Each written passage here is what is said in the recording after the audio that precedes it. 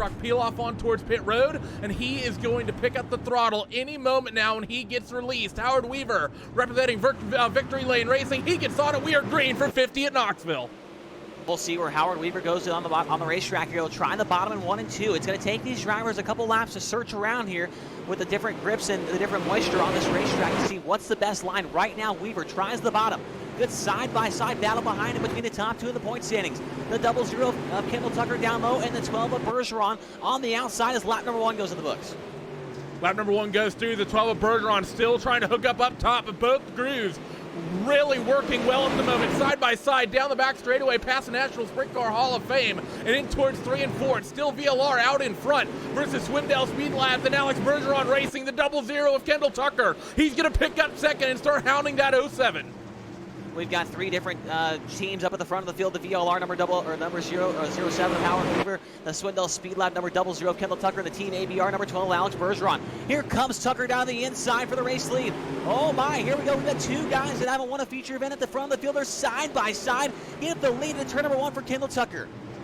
What a move by the 00, your points leader, and what a situation for him to be 6 races into this championship without a race win, and he's going to pick up the lead early here at Knoxville. Now Alex Bergeron going to try to follow him through, as well as the 33 of Evan C. Top 4 cars, 3 of them have yet to win a race this season, and 3 of them are championship contenders. Bergeron gets around the 07, and Evan C. is going to try to get around Howard Weaver as well.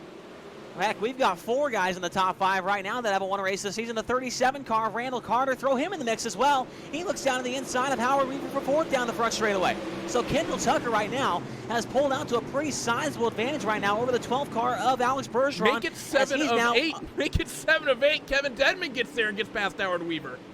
This is pretty incredible to watch. We had a lot of guys that have won features this year start at the back of this field, so we're going to have to wait towards the latter half of this race to watch those guys get up to the front of the field. As now, Evan C. moves into the 2nd spot by Alex Bergeron. Randy, it looks like Bergeron might be struggling here at the beginning of this race.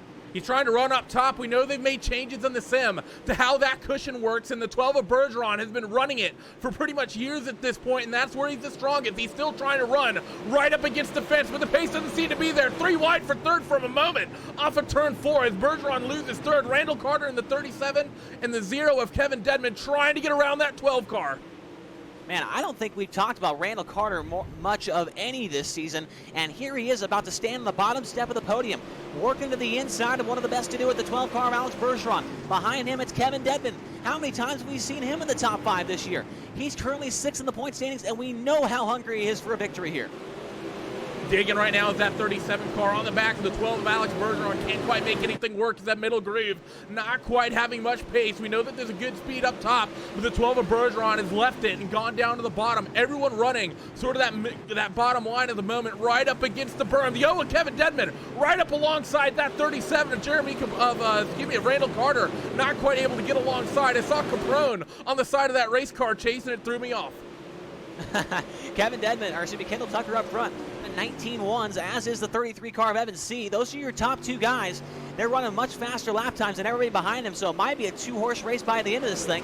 But it's great to see us getting a long green flag run here after last week at Kokomo, where we had several cautions start out the race. So these guys are really getting a good chance to fill out this racetrack. Bergeron tries to top down in turns 3 and 4. Right there, he goes back to it in 1 and 2.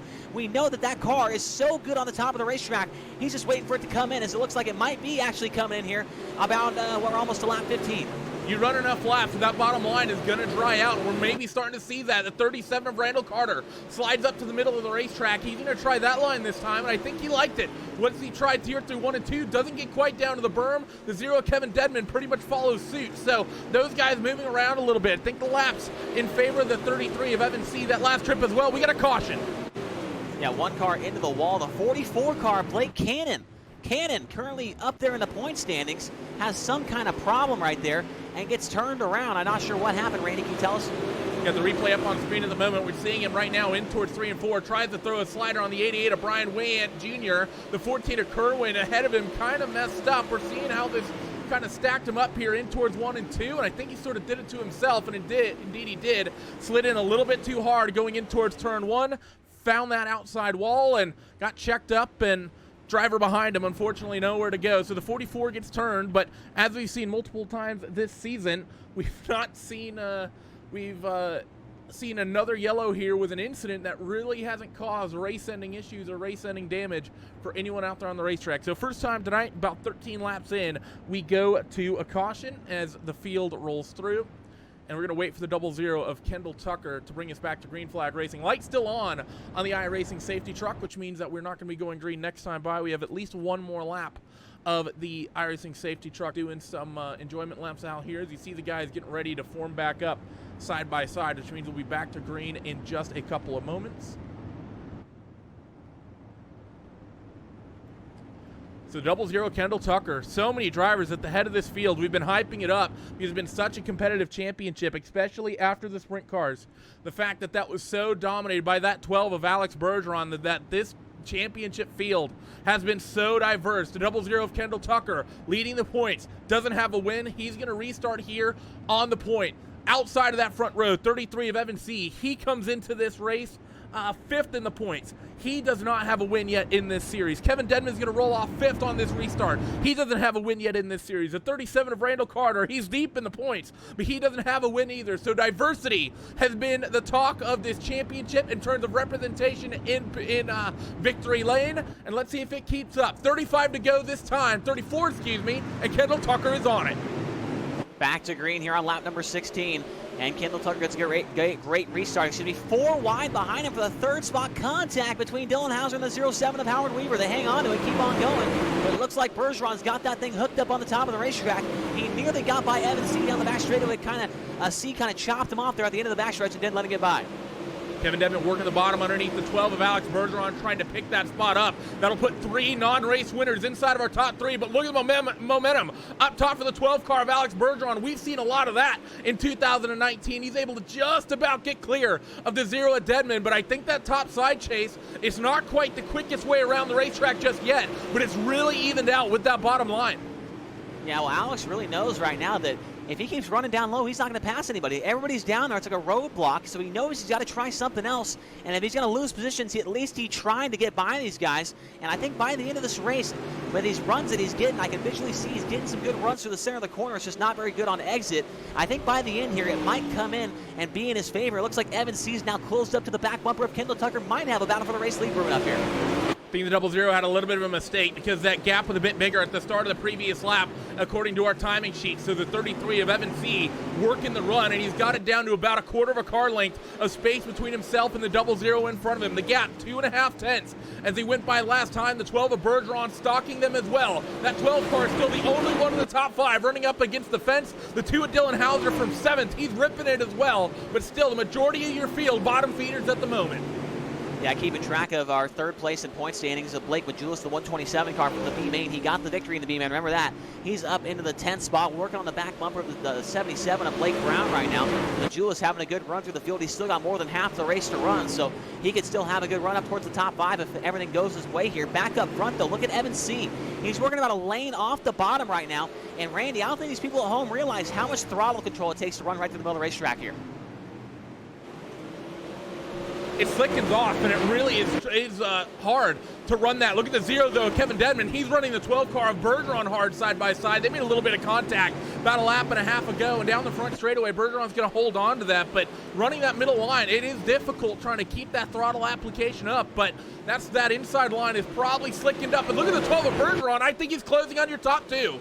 Yeah, last time by, Randy, he was 2 tenths faster than your leader, Kendall Tucker, so the 12 car's coming while these guys run the bottom of the racetrack. Will they make the move? Because they can see him back there. They have spotters and they have mirrors. They can know when that 12 car is making moves on the top of the racetrack. Will they go up there, Randy, is the question, or will they play it safe down on the bottom and try and hope that it stays in?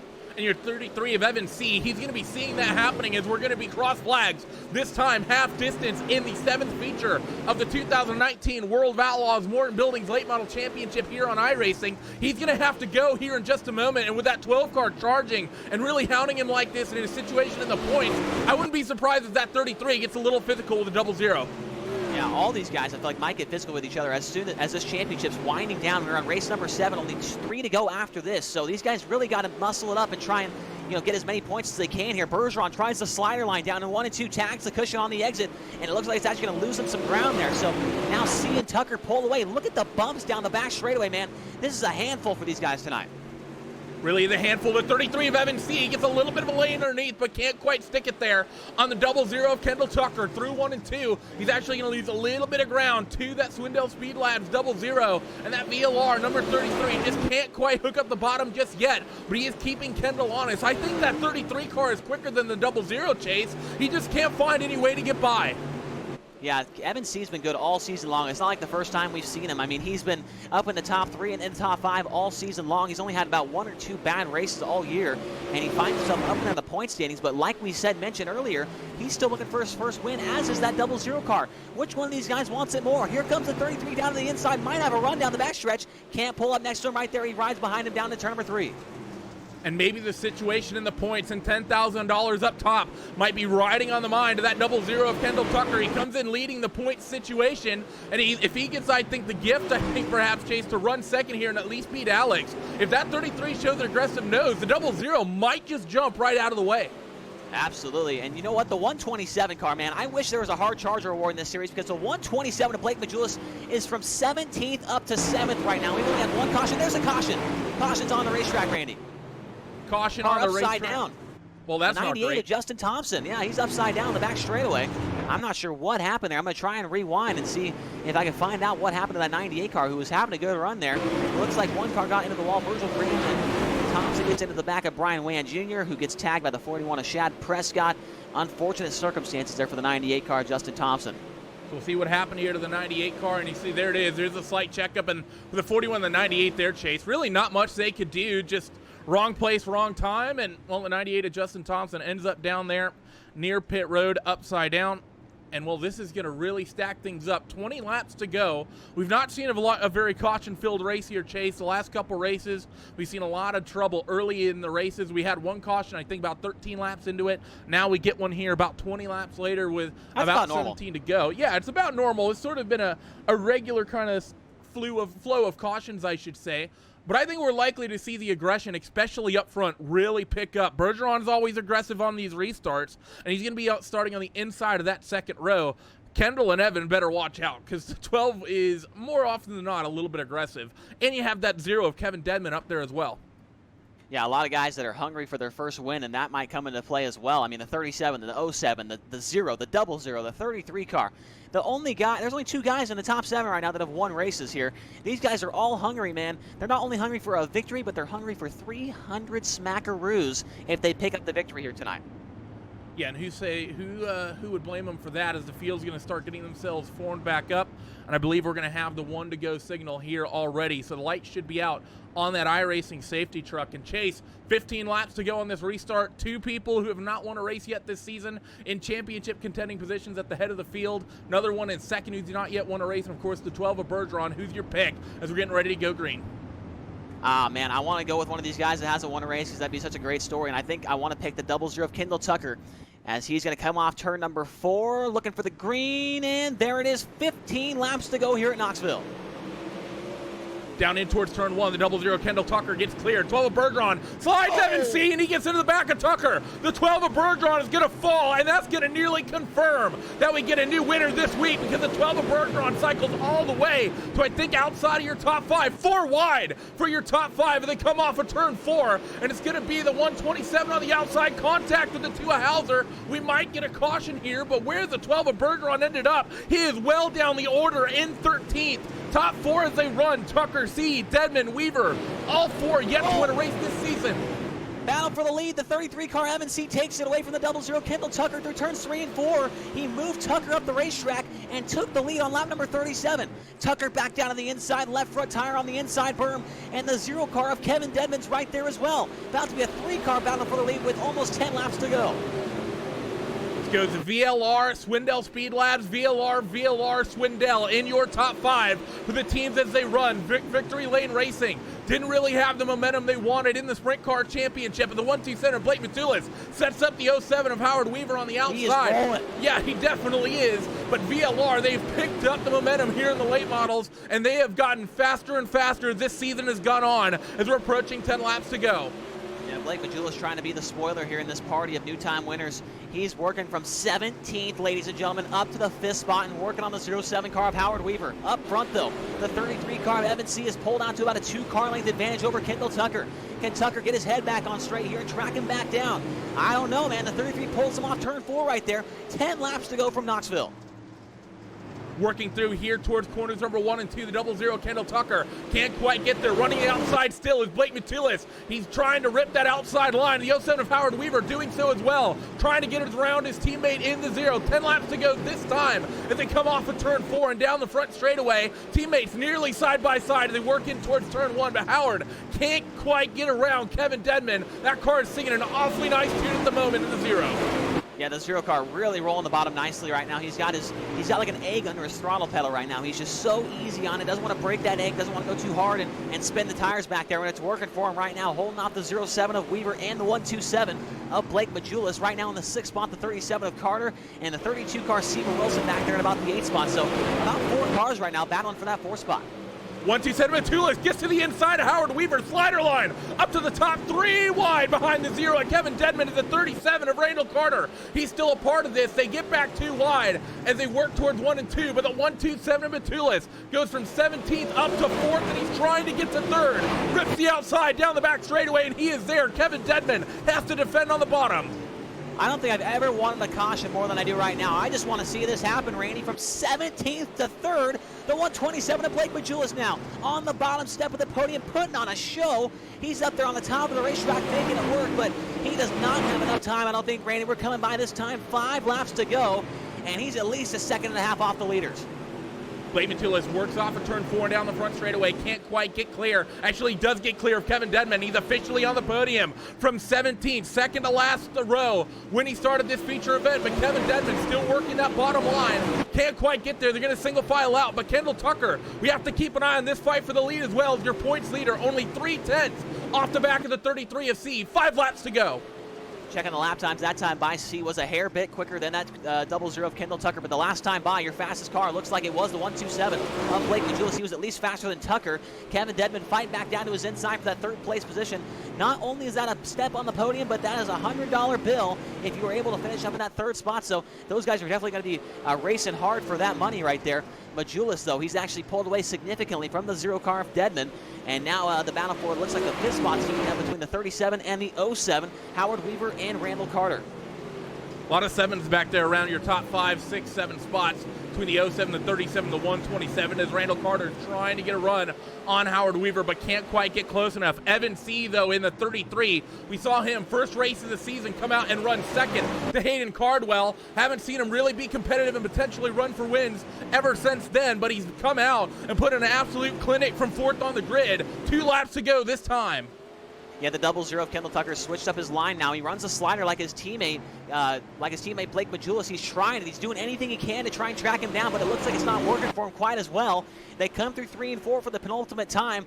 This time by, it'll be white flag in the air for the 33 car of Evan C. Down the front stretch he goes. He's got a pretty good advantage over the 00 of Kendall Tucker. They go into 1 and 2. And they'll go down the back straightaway one more time. Tucker drives it in deep, tags the cushion off turn 2. Down the back stretch they go. It looks like it'll be C's race to lose as he goes into 3 and 4 on the bottom of the racetrack. Into 3 and off of turn number 4. How about this? Name a more competitive series on iRacing.com. 7 winners in 7 races with the World of Outlaws Morton Buildings iRacing Late Model Series. What a series we have here this year, Randy. An unbelievable job by everybody at iRacing and these drivers. This is the original esport racing game. This is iRacing.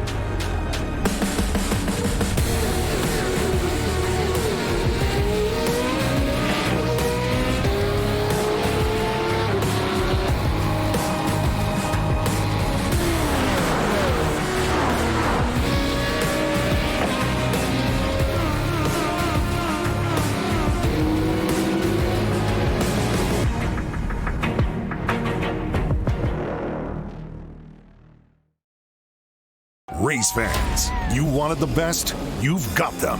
Live on DirtVision.com. Presented by Dry-D. The World of Outlaws, NOS Energy Drink Sprint Cars, the World of Outlaws, Morton Buildings Late Models, Knoxville Raceway, and the Knoxville Nationals, and the Dirt Cars Summer Nationals are all available live. Sprint Car and Late Model Fast Passes are available now for just $39 a month, with single event subscriptions available as well. From Volusia to Charlotte, Fairbury to Lernerville, Eldora to Macon, and everywhere in between. Dirt Vision has you covered all season long. Every race, live, anywhere, anytime. Don't be left in the dust. Sign up for Dirt Vision today.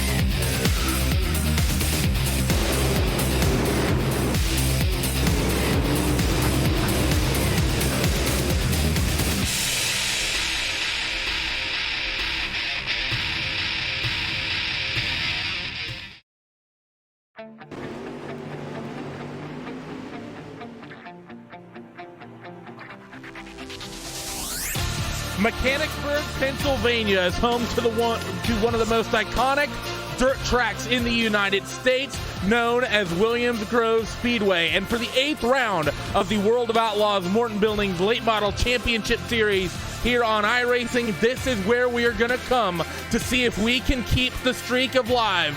The previous 7 races have had 7 different winners. Hayden Cardwell won the season opener. Blake Cannon won the second round at Limaland. Alex Bergeron won at Knoxville the first time out. Dylan Hauser took victory at Eldora. Dylan Fox won at the second trip to Volusia. Blake Matulis won at Kokomo, and Evan C. won last week for the second trip at Knoxville. Chase, I feel like we're watching the Oakland A's back in 2002 when they pulled off a 20-game win streak. Maybe I shouldn't talk about Oakland, considering that the sim is partially ran by Mr. John Henry, who owns the Red Sox. But I feel like this is a streak that's inevitable to get burst at some point with 7 different drivers. But let's be honest, I think the most likely driver to maybe make this 8 for 8 is going to be our championship leader, Kendall Tucker, who amazingly hasn't won a race yet. Yeah, it's pretty incredible that Kendall has not picked up a feature victory, but he's been close. Clearly, he's leading the points by 35 right now over his teammate Blake Majulis, Alex Bergeron, Evan C., and Blake Cannon. So Tucker's been super consistent all season long, but like you mentioned, Randy has not picked up that win. And right now, I think that's the guy on the radar for everybody to be the next guy that picks up his first series win here tonight in that 00 car. So he was fastest overall in practice tonight, so it's looking good for him so far as we are in the middle of qualifying right now. Couple of other drivers that could potentially steal wins if they put the same and good sort of night together. Kevin Dedman, definitely one to watch, as well as Steven Wilson. And, of course, Zach Leonardo, your defending series champion, didn't win that championship last year for no reason. And even though the championship's not gone the way he would have liked, I still think that 24 car is capable of a win. And we've seen that 24 car in recent weeks here, Chase, be actually pretty quick and up near the top 5. Yeah, he's definitely had some solid runs, but it seems like every time he gets up towards the front half of the top 5, something seems to happen to that 24 car. He laid down a decent lap in qualifying, a 19.893 right now. That's put him 8th quick. Justin Thompson, though, right now at the top of the speed charts in qualifying. How about that, Randy?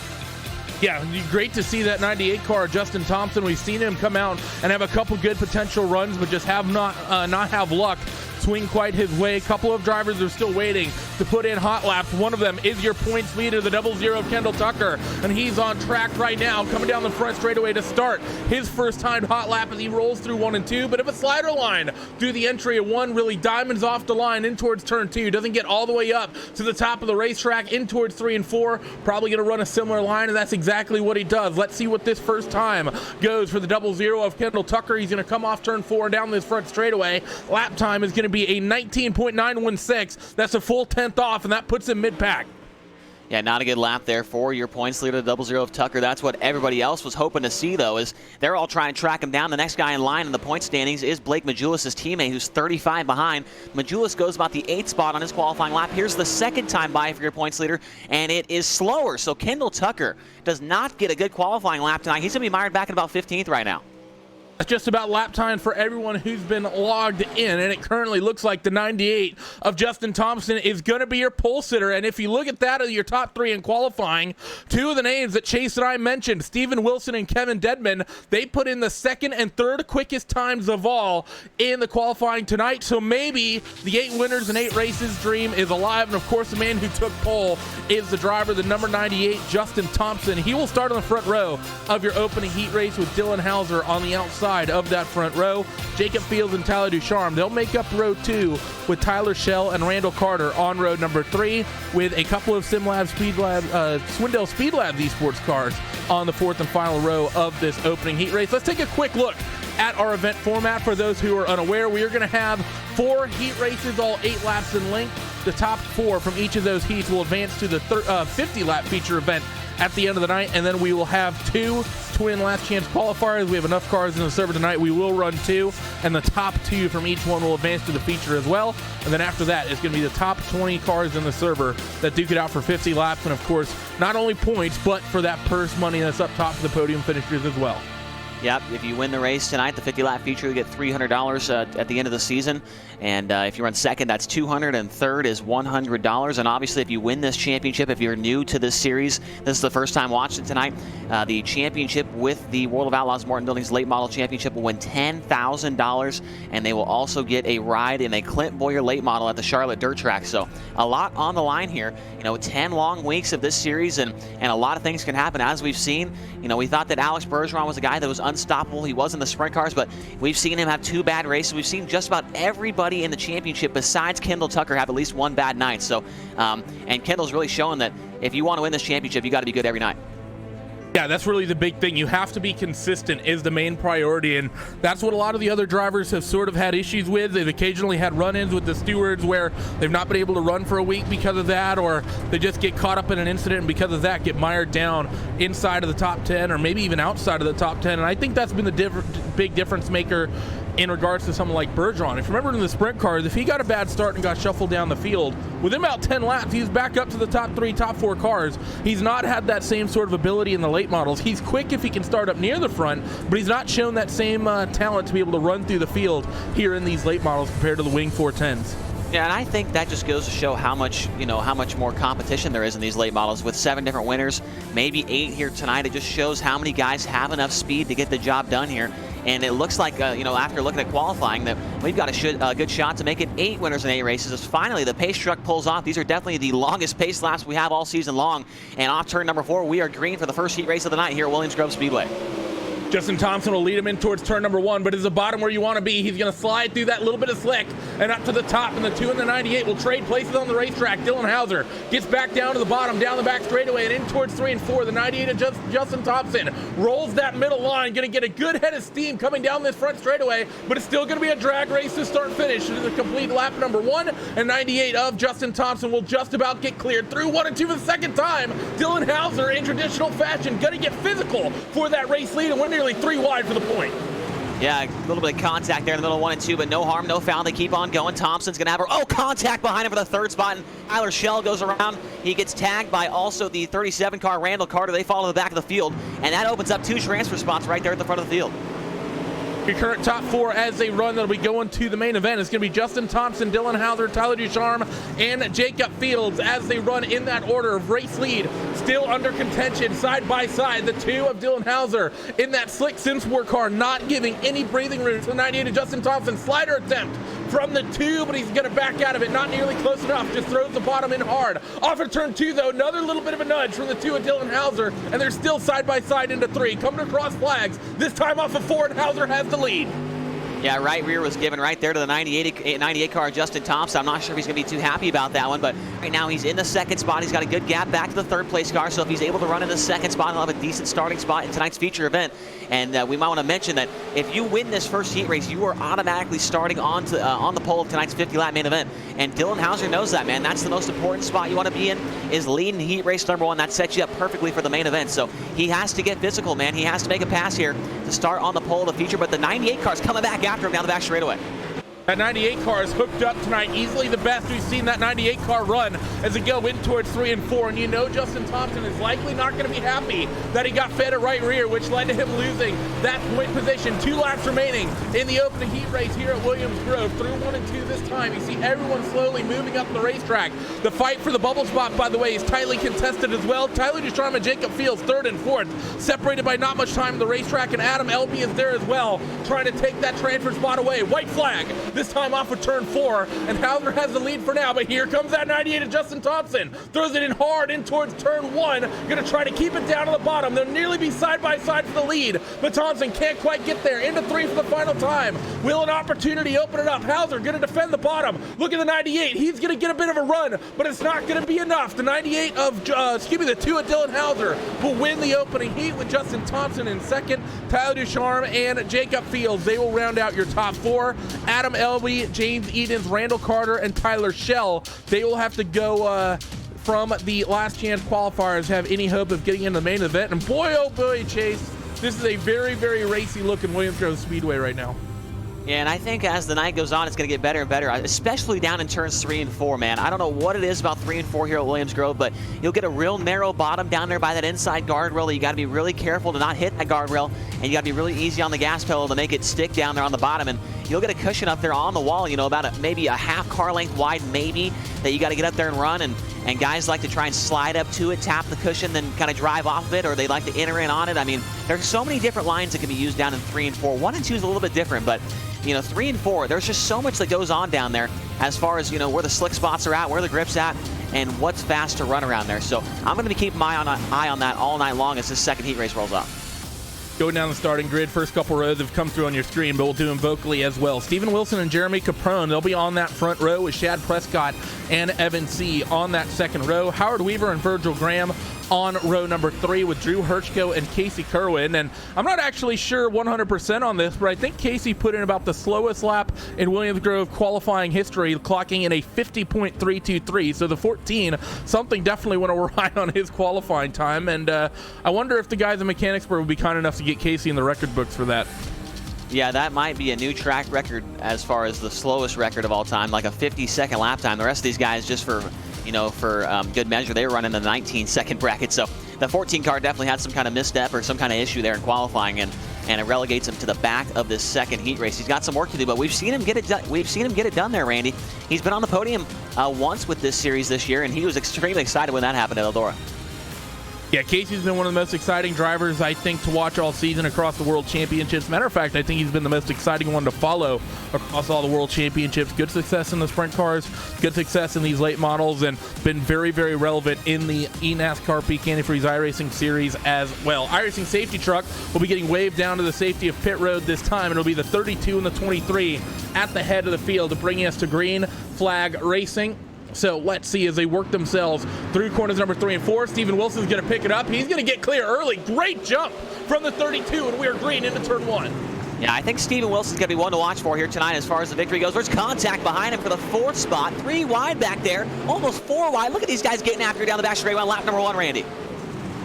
Getting aggressive as they work through 3 and 4. The 32 still has a big opening, but Jeremy Caprone trying to reel that in. Shad Prescott runs 3rd, but the fight's going to be for the bubble spot. The 33 of Evan C. has it, but look at the 07 of Howard Weaver, last week's quick time runner. He's going to get a run off of turn 2 down the back straightaway, but not quite a big head of steam in towards 3 and 4. They won't go side by side as the 14 gets into the 42 in the background.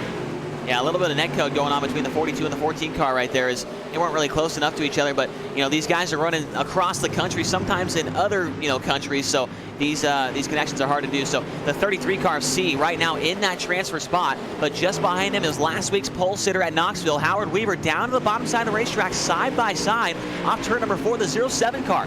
He's trying to work the bottom right now, Randy, but the 33 just a little bit too good on the outside.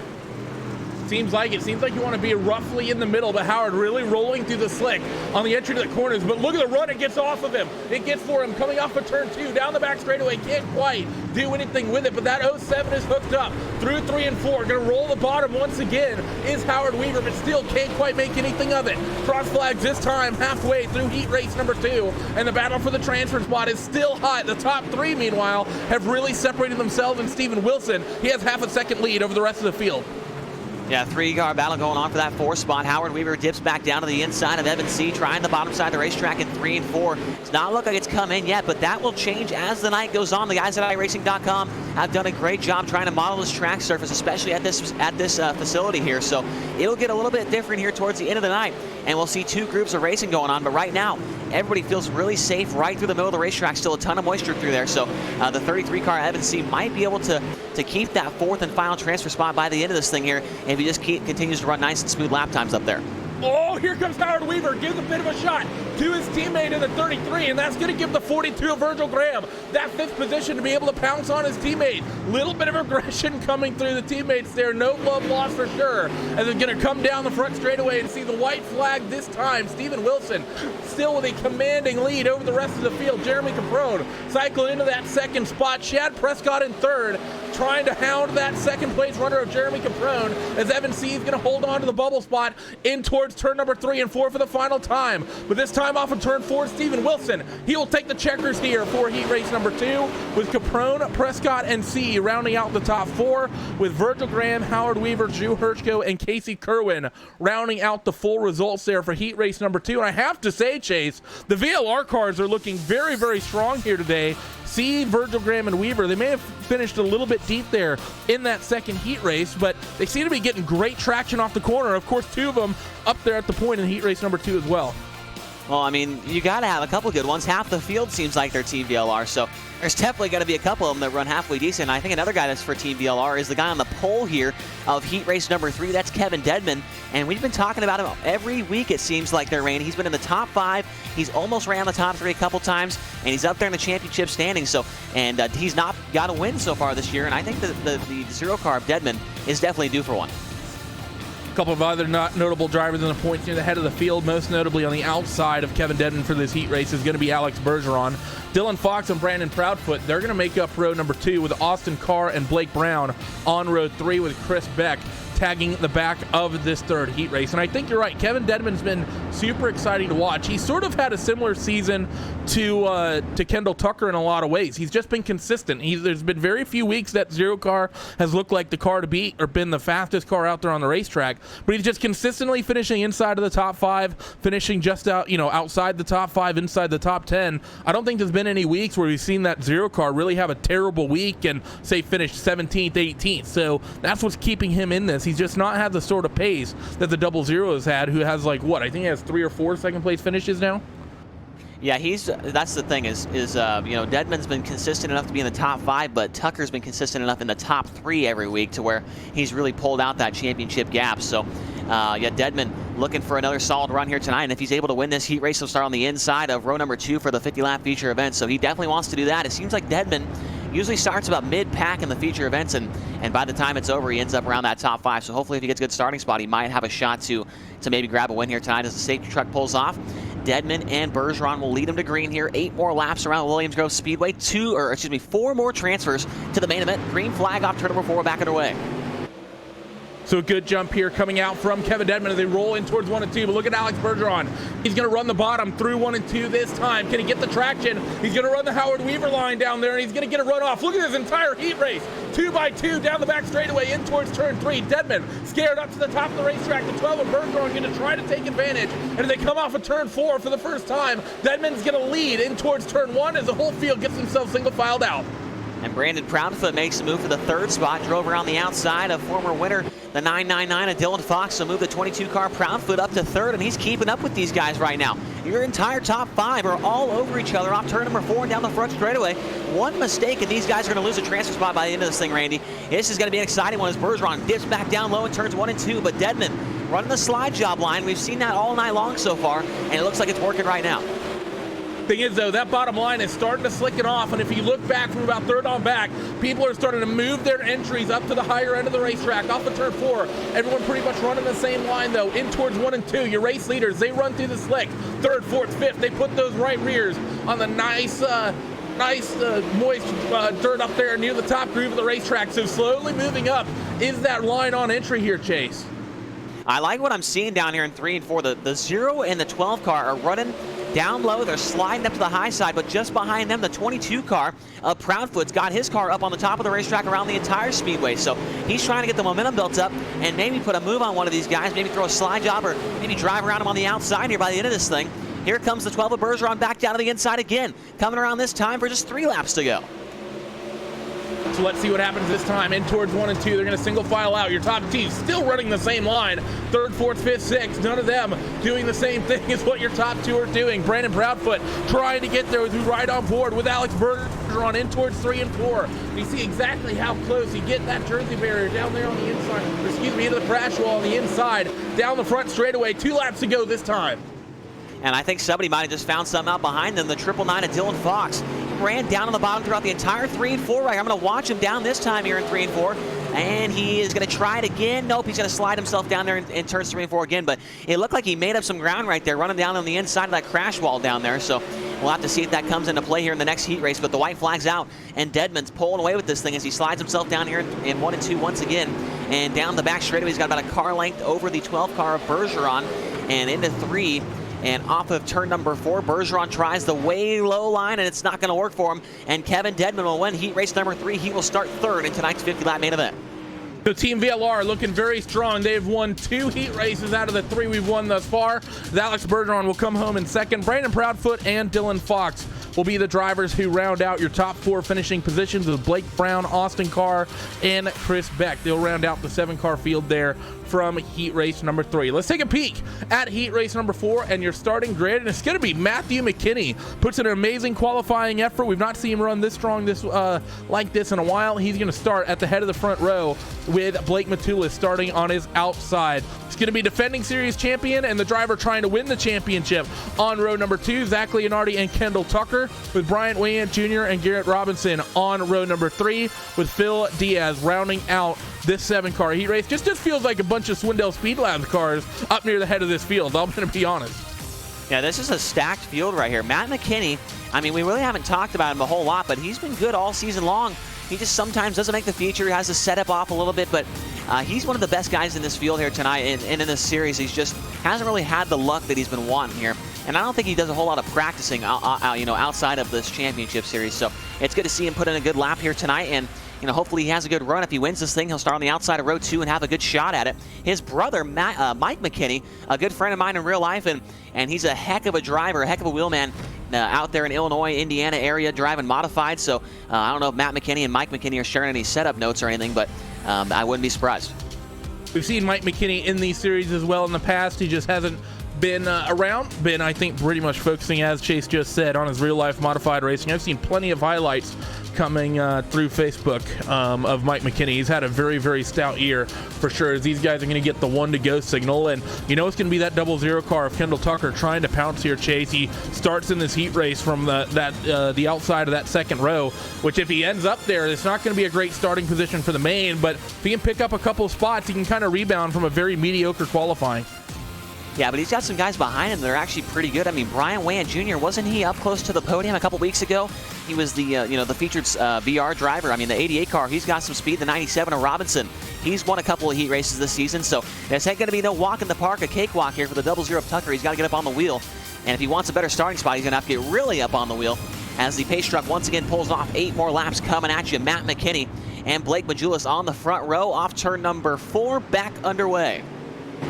It's a nice calm start for the 51 of McKinney, able to get clear pretty much immediately in towards 1 and 2 for the first time. Look at the 24, Leonardi tries to fight with Kendall Tucker, but won't be able to. And because of that, it's going to be a speed lap 1, 2, 3 down the back straightaway. The 24 will cycle into line. So Kendall Tucker already up 1 spot. You see him up there near the top side of the racetrack, trying to set up his teammate in the 127 off of 4. And of lap number 1 is going to go to McKinney.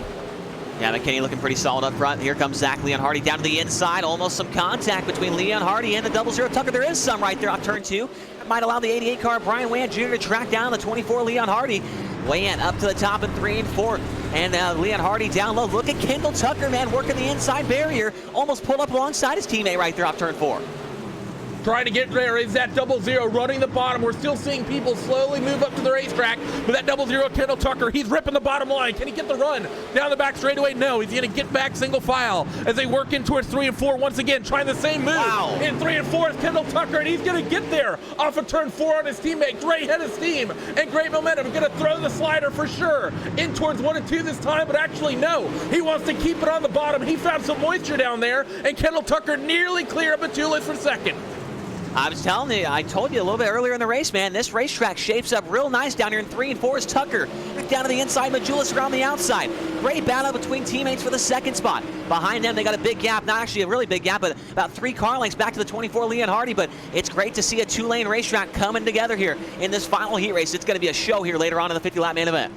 These two teammates fighting for second and third are first and second in the championship, so they're not going to give each other an inch. As you've seen, it was centimeters last time by off of turn 4 as they work in towards 1 and 2.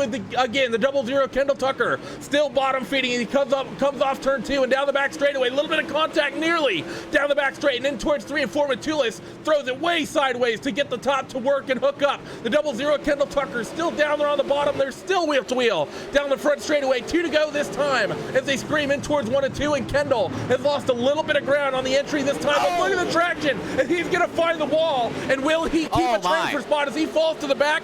Answer is going to be no.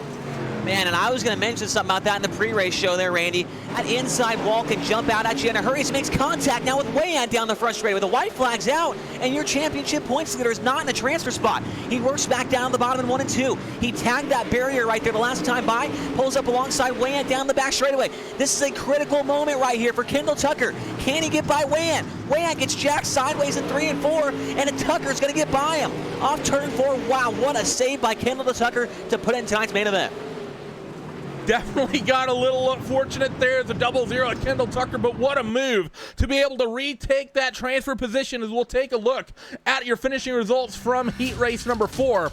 As it's going to be Matt McKinney with the win, with Blake Matulis in that second spot, Zach Leonardi and Kendall Tucker. After all that drama, finishes where he started in that 4th spot with Brian Wayant Jr., Phil Diaz, and Garrett Robinson rounding out that 7-car field. And man, Kendall Tucker has to feel really fortunate. We talked about it, Chase, the fact that Kendall has yet to have a bad week, and that's why we find him up near the top of leading the points in the championship. He nearly fed himself a bad week right there. Yeah, absolutely, man. That was a almost costly mistake. I mean, it is a costly mistake because he's going to start 16th in tonight's feature, but he'd rather be 16th in the main event than running the B main here tonight. So, man, that was a close call. And I was going to talk about earlier, Randy, those inside walls, they jump out at you in a hurry at this place. As we go down the starting lineup here for the first last chance qualifier, it's going to be Adam Elby on the pole in car number 74, and on his outside, the 77 of Blake Brown. Row 2, the 52 car, James Edens, and on the outside is the 1 of Austin Carr. Row 3 to 37, Randall Carter, and on his outside, the 39 car of Chris Beck. And your final starter should be the 44 car of Tyler Schell in 7th. Only 2 of these guys go into the main event. So 7 cars. 2 of them will go to the main. 5 will end their night here across 12 laps. And we haven't actually talked much about that, Chase. You mentioned it a couple times, but those walls on the inside, they're scary to run. And I think everyone knows I'm a bit more of a sprint car guy. It's what I have fun driving, at least on the sim when I do. And it's scary to run down there near the bottom of the sprint cars where you're relatively close to the front of the car. Here in these late models, you got what feels like 75 yards of race cars sticking out in front of you. So trying to hook it up around the bottom there and not scrape that nose across that inside wall and really damage the race car, it is really, really difficult to do and keep it down there. Kendall Tucker, the first one we've seen really get into it, but I know Bergeron was close to it a couple of times, a couple other drivers as well. Would not be surprised to see Steven Wilson. Yeah, Steven Wilson, he had left front damage. He won the heat race, but I saw he had left front damage at the end of the race. So these guys have been running into that thing all night long. The field's going to work through corners number 1 and 2. They'll be getting the 1 to go signal this time. So the 7-car field and the last chance qualifier number 1 going to be getting ready to shape up. Not one of the most stacked LCQs we've ever seen, but still some quick cars.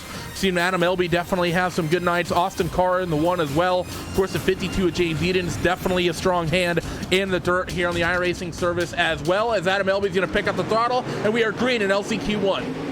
A great start for James Edens. He's going to get clear of the 77 of Blake Brown and move into the transfer spot. Wow, Brown tried to split the difference right there and got into the right side of James Edens, and it washes him up the racetrack. So down the back straightaway right now, your top two that'll be moving on if they can make it the next couple of laps here. It's going to be Adam Elby and James Edens, but here comes the one car of Austin Carr.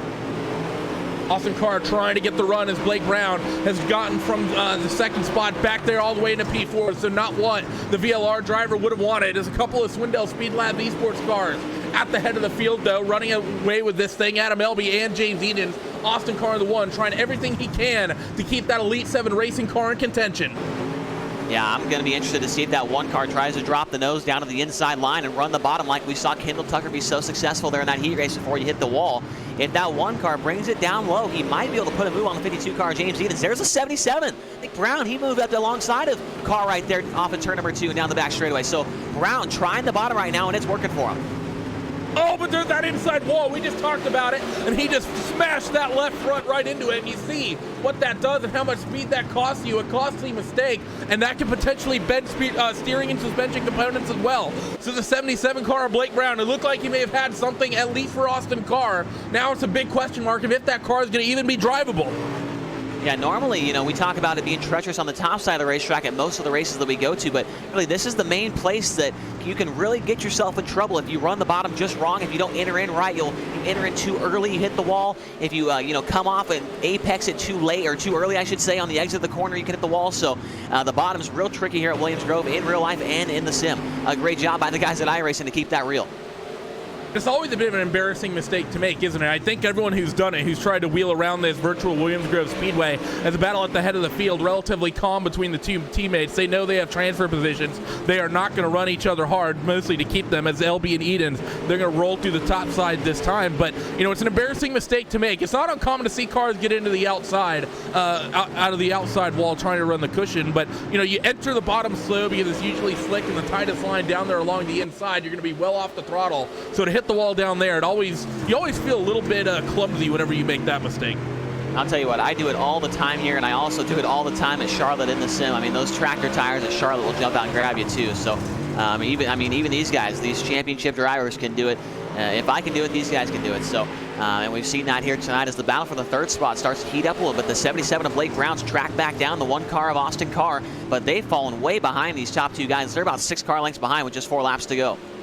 Blake Brown might want to pick up this third spot, at least for bragging rights, though. They're going to start lap number 9 of 12, so 4 laps remaining in this heat race. Some of the longest heats that we'll have of the season will be happening here at Williams Grove. Some of the longest races and pace laps as well, as they work down the back straightaway. Slider line from Blake Brown on Austin Carr. First real successful slide job we've seen, but Austin Carr is going to get it back down to the bottom, and it'll be just about clear as they work in towards one. A little bit of contact, and Blake Brown gets fed the wall a little bit. Because of that, he's tight entering turn number 1, but look at this. He's going to work the bottom. Once again, big head of steam, tries to get inside of the 1.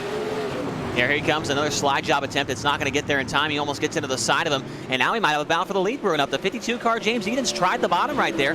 I don't think they're going to race too hard here, Randy, with just 2 laps to go. The 52 car is just kind of testing out the water right now, seeing how his car feels down the bottom. He's going to have a lot of work to do in tonight's feature event. He's going to start way back at about the 21st spot. So Edens maybe just testing the waters up there as he comes off turn number 4. Him and Adam Elby will see the white flag one more time around here in this LCQ.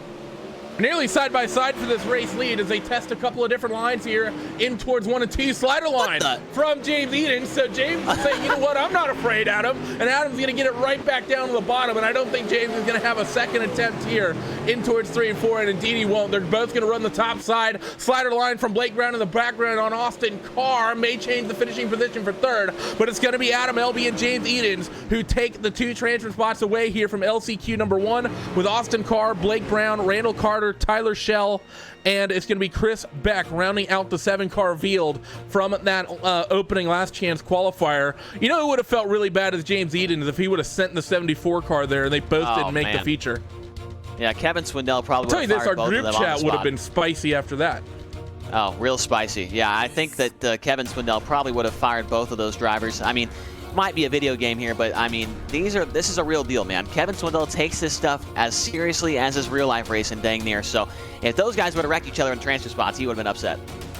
Yeah, definitely. I mean, he's putting his name on the side of these race cars, so something he's got to take seriously for sure, and the two of them will get themselves into the feature event. Let's take a look at your starting grid for LCQ number 2. It's going to be the 42 of Virgil Graham. Now, we saw this number 42 Team VLR car be quick in his heat race, so he's going to be one to watch here as the 88 of Brian Wayant Jr. will be starting outside of him. Howard Weaver and Phil Diaz will make up row 2 with Drew Hirschko and Garrett Robinson on row number 3, and the 14 of Casey Kerwin, he will tag at the back of this second LCQ. I will say, I think the names that stand out to me here that will most likely be looking to transfer, I think it has to be that pole sitter of Virgil Graham and the car starting actually right behind him, the 07 of Howard Weaver. Those are the two names that stand out, but that 88 of Wayant Jr., he had good pace in his heat as well and nearly robbed Kendall Tucker of a transfer spot if it wasn't for a little bit of contact. So I think those top 3 have to be the favorites.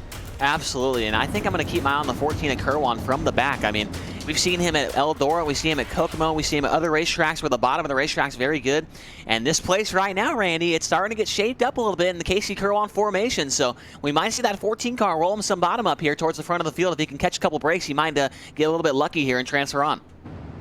That's definitely actually been the key for the 14 of Kerwin thus far this season, is rolling the bottom side of the racetrack. That's where he's been strong, and we've seen that bottom line really come in. 1 to go signal from the iRacing starter stand this time, so this entire field of race cars will get themselves checked up and ready to go. But the 14 of Kerwin, he's going to have a lot of work to do here coming from the back if he has any hope of transferring here in this last chance qualifier. And who is some of the names up in front of the field. Off of turn 2 this time. Thank you all for joining us here on your Monday nights. This has been a fantastic championship to follow, and I hope we've gotten some new viewers over the course of this championship. You've been missing out some on some amazing races if you've not been tuning in every Monday night. Again, just to reiterate, we have had 7 winners across 7 races. We're looking to make it 8 winners in 8 races here tonight. Safety truck down to the safety of pit road, and Virgil Graham gets on it. We are green for the final last chance qualifier. A good start for Graham as he gets clear the 88 car immediately. They're already 2 by 2, almost 3 wide right there for the 3rd spot. Contact between the 94 of Diaz and the 07 of Weaver. They make it out of that one alive, and Weaver's in the 3rd spot, a line right behind him, the 26 car, Drew Hirschko. Look at this big gaggle of cars near the back end of the field. I see Diaz, Hirschko, Robinson all involved in this. The 14 of Kerwin as well. He's going to go to the bottom side, and he's going to work his way up into that 6th spot as your top 2 trying to separate. But look at the 07 of Howard Weaver. He gets up underneath the 88 of Brian Wayant Jr. Bryant, that race car looks a little bit snug. Doesn't look like it's rotating the top as well as it needs to. And look at Howard on the bottom. He's going to roll the bottom and just about take that 2nd spot away off the 4. And ladies and gentlemen, if you aren't very familiar with dirt racing, watch these guys as they go down to the corner right here in 3 and 4. Watch the 07 try and roll the bottom, man. He is on the brake way before the 88 car, just trying to hit that bottom and keep the left side tires down in the moisture. He kind of misses it right here, but he's going to get it on the exit and pull up alongside the 88 car of Wayant Jr. So the 07 of Weaver, we've seen him show speed all year long. He's one of the fan favorites, and he knows how to get around this place pretty good.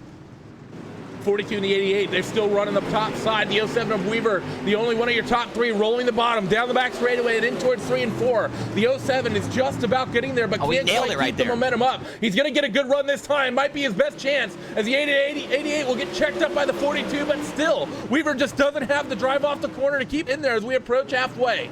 Yeah, Weaver absolutely nailed the bottom right there that last time by. Let's see if he does it again here in 3 and 4. If he hits it just right and these guys kind of get jumbled up right here on the top, he might go by both of them. Here comes Weaver, almost 3 wide off turn 4 for the race lead, and only 2 of these guys going to the feature event. These guys putting on a show, saying, you know what, can we get some fan votes to get our way into the LCQ or into the main event? That's trying to what I'm racing for here. And the 07 of Weaver, he hooks up the bottom, contact with the 88 of Wayant Jr. in towards 3 and 4. Might be Howard's best opportunity. Left sides in the moisture down on the bottom of the racetrack. And the 07 of Weaver still just can't quite get clear. Doesn't have that drive off the corner that he needs. It's a VLR car leading and a VLR car running 3rd as the Reignition Esport driver. Brian Wayant Jr. is holding on for dear life to that 2nd and final transfer spot. Now Weaver goes back to the top of the racetrack, trying to build some momentum up. He might go back to the bottom down here in 1 and 2. The 07's got to figure something out. The 88 car just a little bit too good on the top of the racetrack. But when the 07 nails the bottom, I think he's better. He might be able to pull up alongside of him here when we come down to the checkered flag. We might have a photo finish for the transfer spot as Weaver's still right there behind him. Right there in the shadows of the 88 car. He goes back to the bottom right here in 3 and 4. Can he get there? He's in front of him off turn number 4, but Wayant with momentum. There's contact, and at the line, give it to Wayant just by a nose. A little bit of a shove coming from the 07. Doesn't quite hook up the entry into 1 and 2 the way he would have wanted. But look at the moisture. And look at the run off the corner for the 07 of Weaver. But still not enough momentum down there for him to take the spot away. In towards 3 and 4 once again. Coming to 3 laps to go. Howard fighting tooth and nail on the bottom of the racetrack. But he can't quite make it stick. They'll single file out again. Working lap 10. Oh, Howard drives it in deep right there, but almost gets into the side of the 88 car. Brian Wayant Jr. right there. Virgil Graham this entire time, really, he's not pulled away. Does Wayant try and pass that 42 car and kind of give himself a little bit of safety net? A little bit of a safety net just in case he gets passed by Weaver. Because that 42 car, if he can make it by him, then it's going to be 2 teammates racing for that final transfer spot, and that's a little bit awkward there, Randy. So that 88 car, that'd be a little bit of strategy to play in his hand right here if he can get by the 42 car.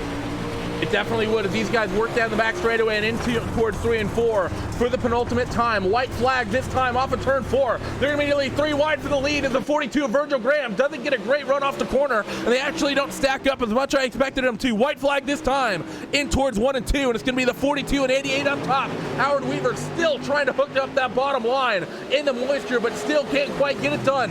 3 and 4 for the final time. Virgil runs the bottom for the first time in a while. Being defensive, here comes Howard. A little bit of contact with the 8, but Brian's going to hold on, and Virgil Graham and Brian Wayant Jr. will transfer their way into the main event. You know, Howard Weaver might not have made the transfer spot there, but he made a fan out of me right there, the way he was running the bottom, man. He tried everything he could. He got into the side of Brian right there off turn 4, trying to ruffle his feathers up a little bit right there, but Brian did not budge, and he held on to that transfer spot. Weaver ends up 3rd, Herchko 4th, Phil Diaz in the 5th spot, Casey Kerwan 6th, and Garrett Robinson rounds out the field. And man, Randy, this track is shaping up real good right now. I'm ready for these 50 laps. Yeah, this 50-lap feature event is about to get crazy, and I'm going to have to echo your comments there. The 07 of Howard Weaver, he may not have transferred into the main, but he definitely transferred into our hearts, that's for sure. So, regardless, we are going to take a short break here as the drivers get out for their warm-up hot lap session before the main event. Do not go away. Going to be about a 30-second break before we're back for your World of Outlaws Morton Buildings Late Models Championship Series main event here at Williams Grove.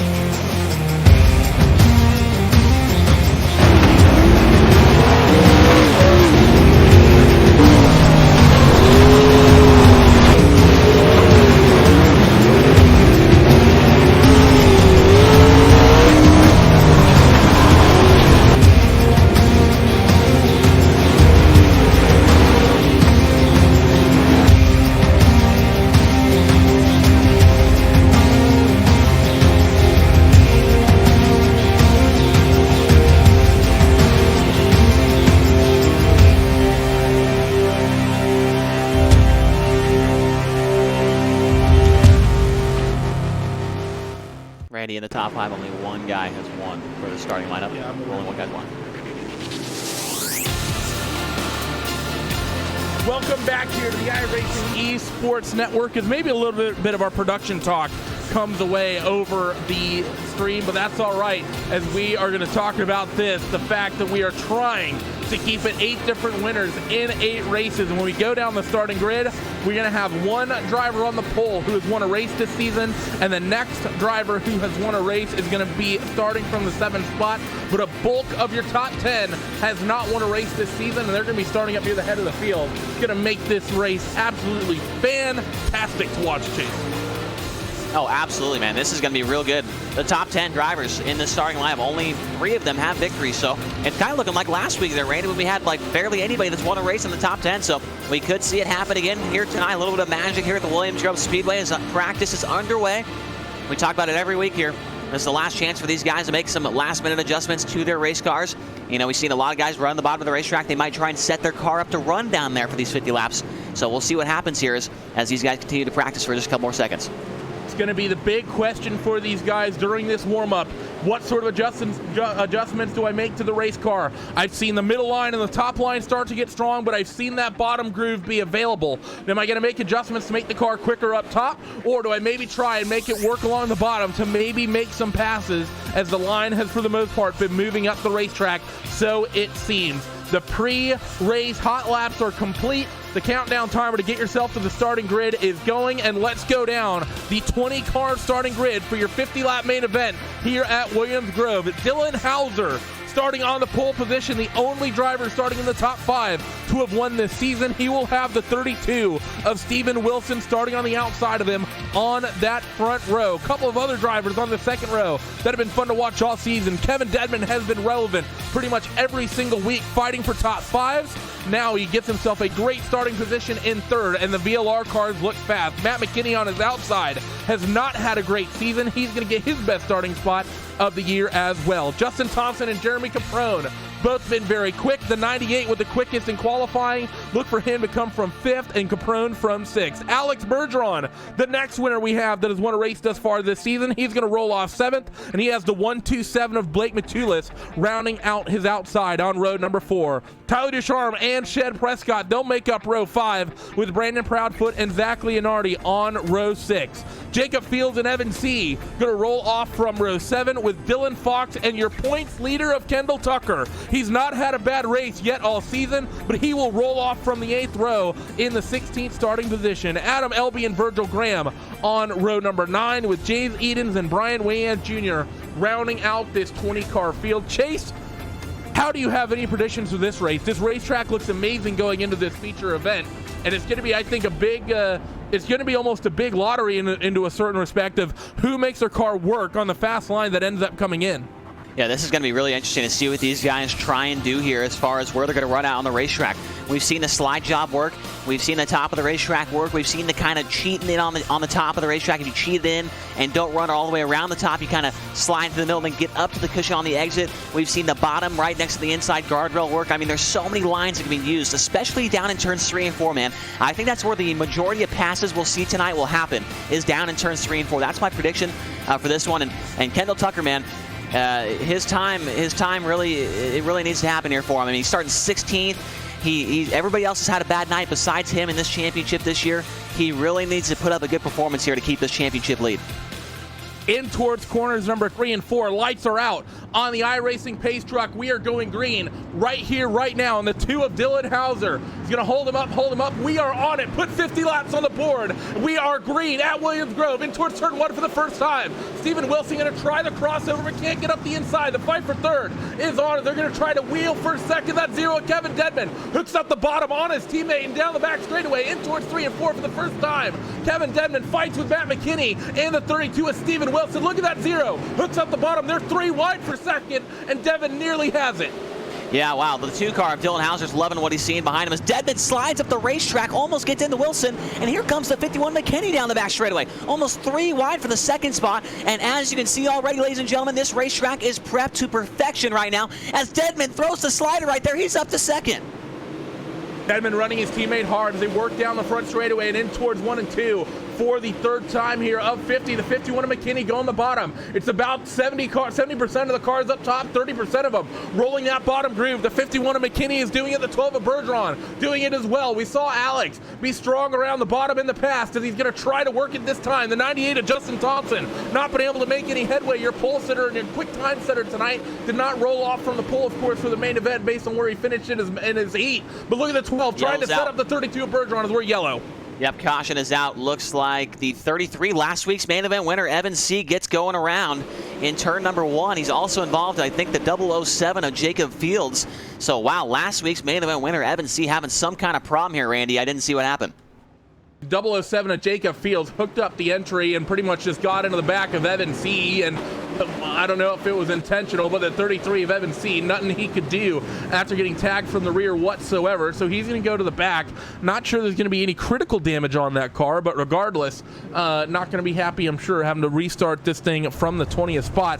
Keeping an eye on that 00 Kendall Tucker, only picking up a couple of spots in that little opening flurry of racing. So starting to move his way through the field, but really, I mean, half of tonight is going to be following what exactly happens to this 00 of Kendall Tucker coming into this race. Has has a big gap in the championship. 35 points was the margin from himself to his teammate Blake Matulis. And with the sort of points that are on offer, I'd say Kendall, if he finishes around 10th to 12th, depending on who actually ends up near the front of this field, that's going to be all it takes for this championship to get back opened up as we are getting ready to double file. Light still on the safety truck. We should have the one to go signal next time by.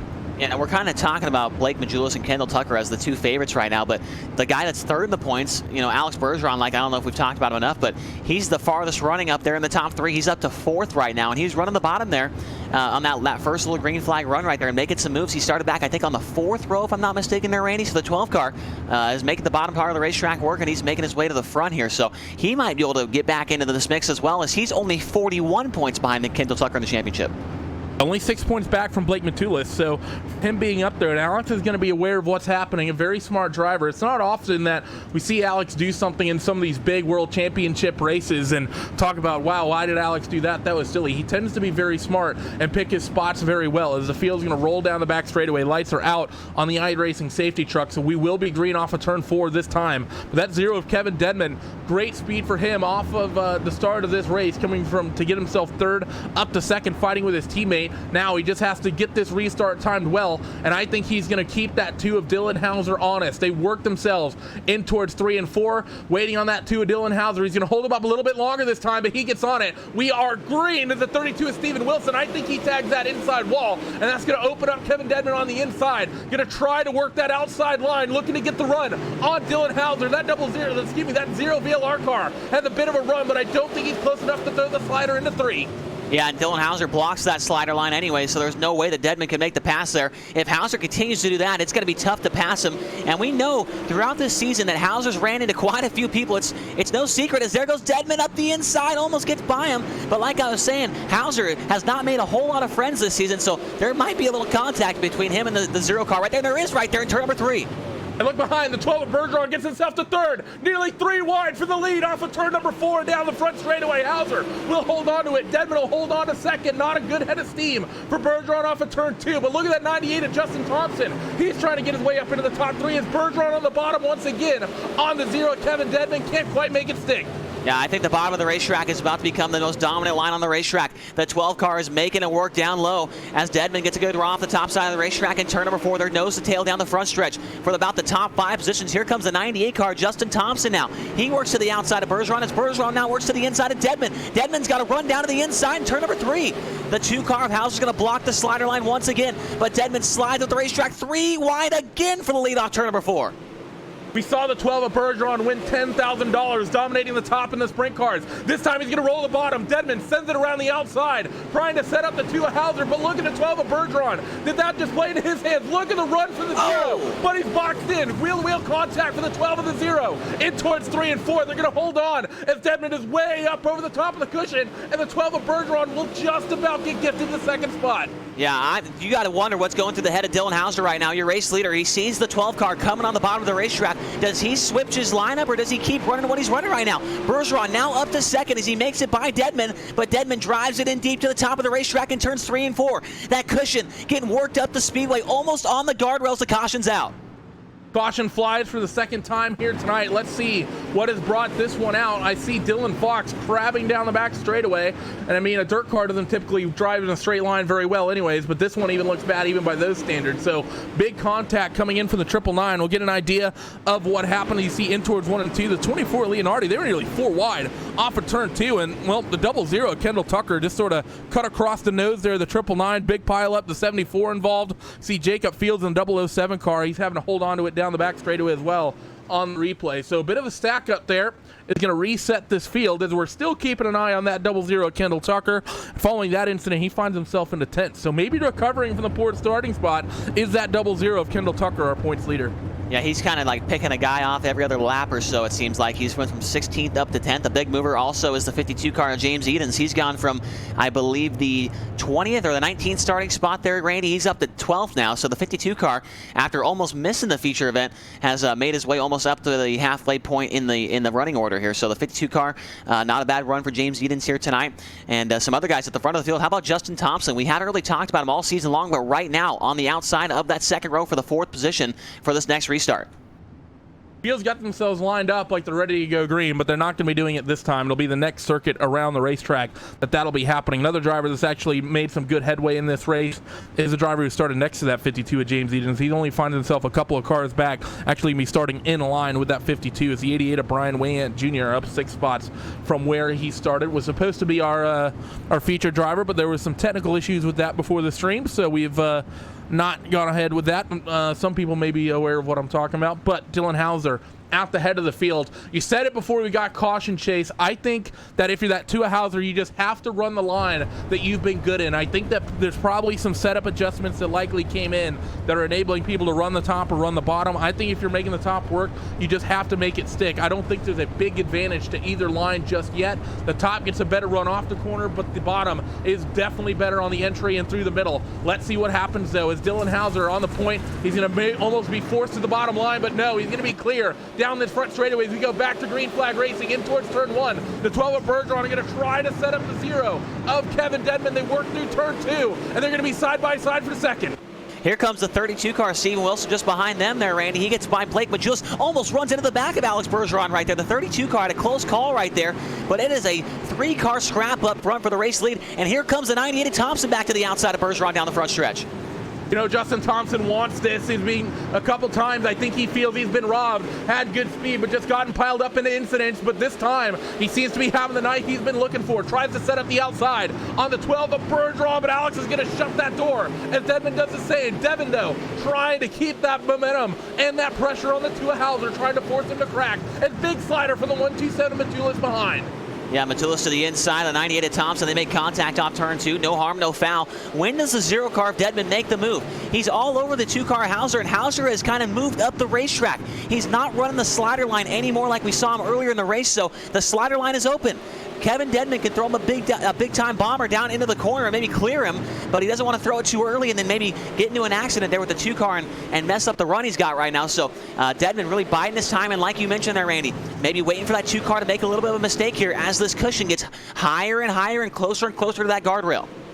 That outside line is going to get more and more intimidating to run as that cushion moves up, especially the run off of turn 4. Coming off of 2, it feels like you have all sorts of room running the outside, but off of 4, the corner really tightens up right as you're trying to get that car straightened up and down the front straightaway, and it is not that difficult to end up smacking that right rear off the outside wall. The 0 at Dedman nearly pulls alongside on the exit of 4, but not going for it just yet. They still say single file as the whole field is just about moved to the top.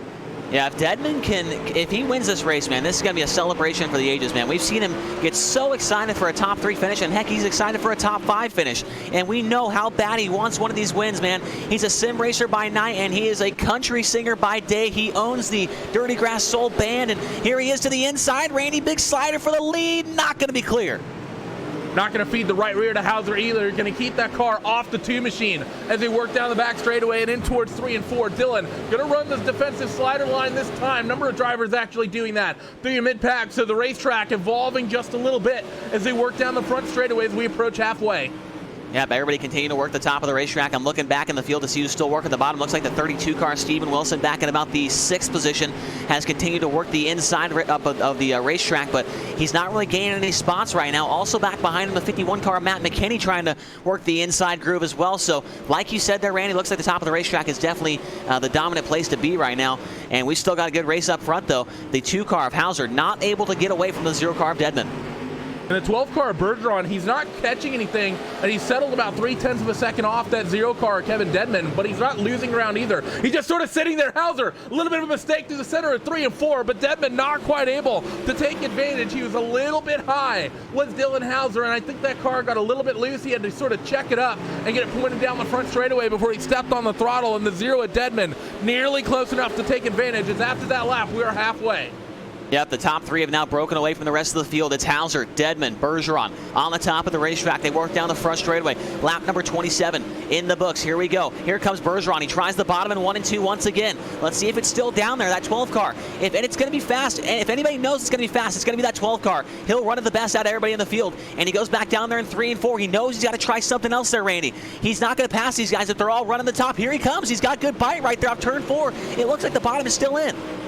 Do these guys see it in the rearview mirror? To the 2 of Hauser, the 0 at Deadman. Do they try to run that? The 12 of Bergeron hooking up the bottom. Wow, he nailed it. Down the back straightaway. Look at the run the 12 gets, but still can't quite maintain alongside. Meanwhile, the fight for fourth has been heating up. They're 3 wide for the 4th spot. The 98 of Justin Thompson. Contact with the 32. That's going to stack him up. At the 127 of Matulis, he's going to get into the 4th spot, and it's going to be Steven Wilson into 5th as Justin Thompson cycling down the field. Matt McKinney's got his way into 6th as well.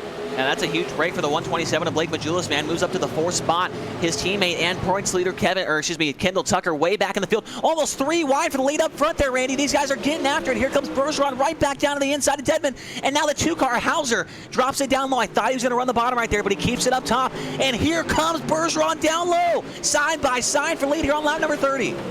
Hauser kind of checked up Deadman there through 1 and 2. Gonna run the defensive slider line again. Here they come. Trying to slide it up for 3 wide off of turn 4, but not going just yet. Hauser defending beautifully. The fight for the second is still on. Deadman gonna send it around the outside as Hauser tries the bottom for the first time all night. Here comes Bergeron on the inside trying to get to second, but still can't quite get there for the second time tonight. Deadman finds himself blocked in.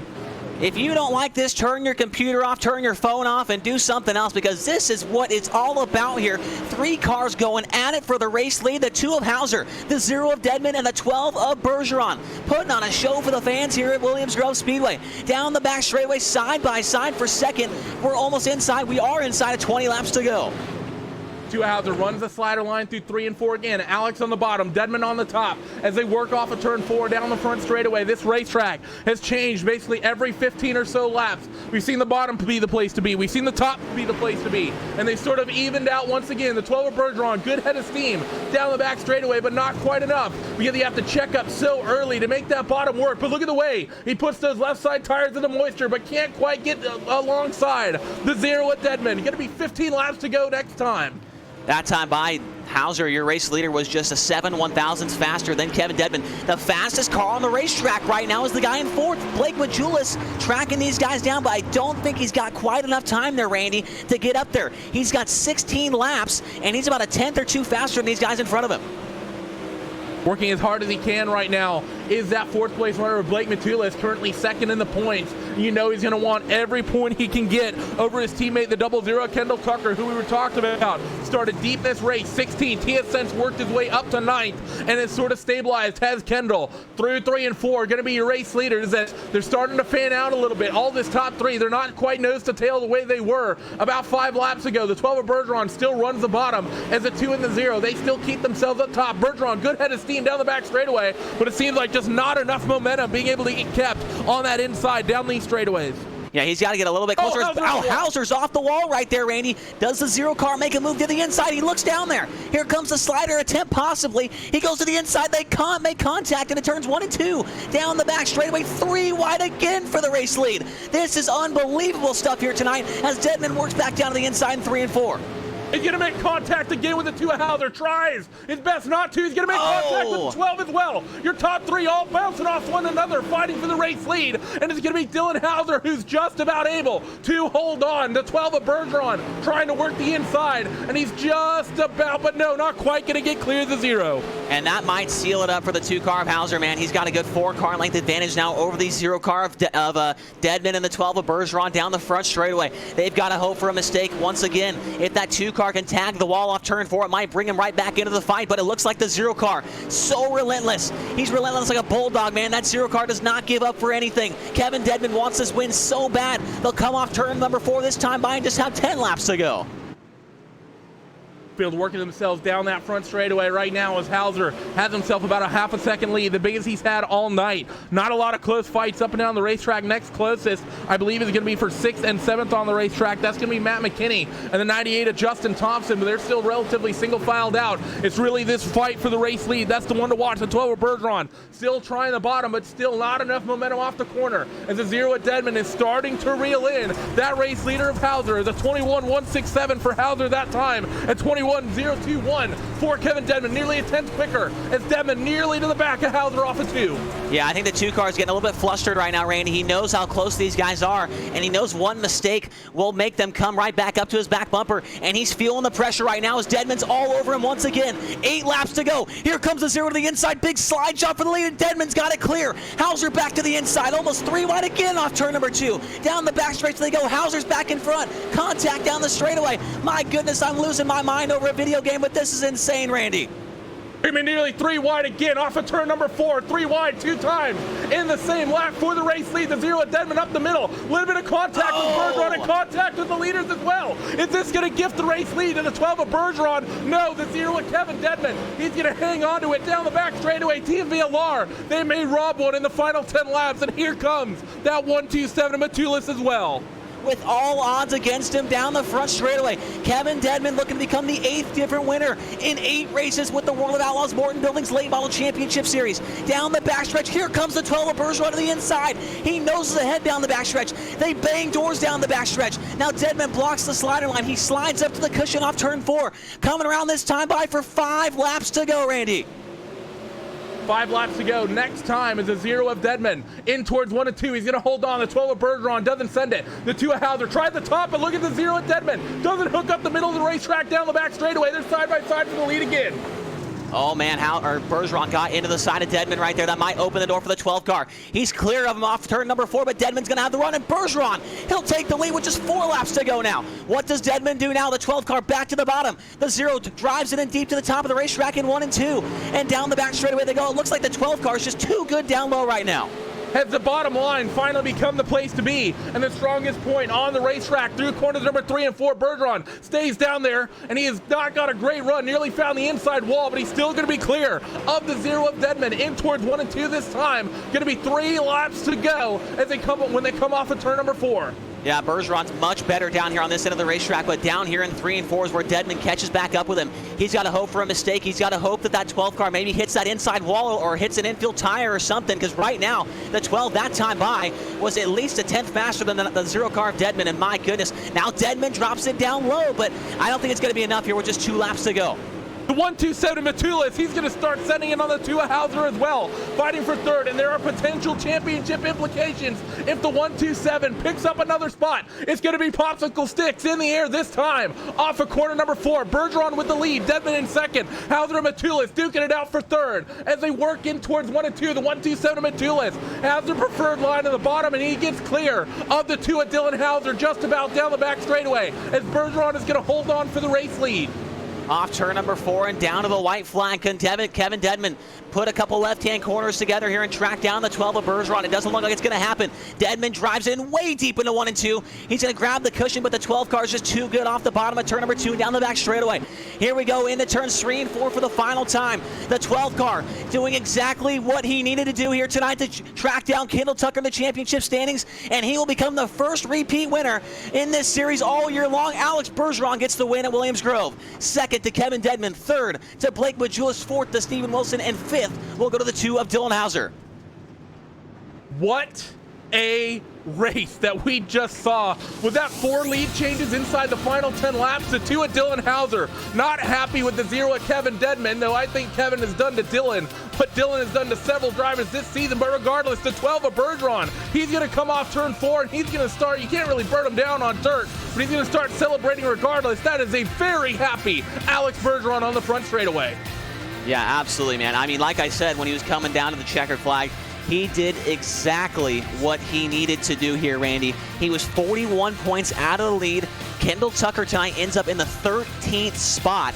So he's definitely going to gain some points on him. And Majulis 3rd. So they're both going to gain on Kendall Tucker. It's going to be really interesting to see how this championship shakes out. But, I mean, this might be one of the most excited Alex Bergerons we've seen in a long time.